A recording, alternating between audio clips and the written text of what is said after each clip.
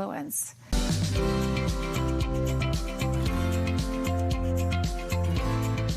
Well, take a look at this. Today, the San Diego Automotive Museum in Balboa Park hosted this That 70's Rolling Car Show. 10 to 15 cars from back in the 70s cruise through 4 San Diego neighborhoods. I think that's a little Cinquecento, little Fiat maybe.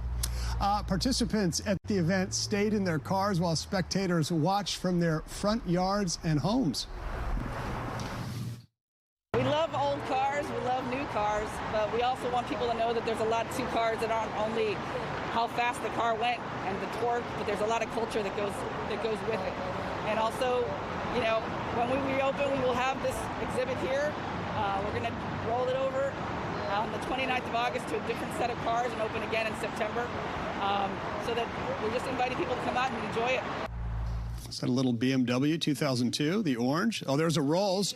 Carmen Ghia, Volkswagen. Oh, what is that one? Mustang maybe, huh? I love them. So the museum features a collection of cars and motorcycles that highlight automotive culture throughout history.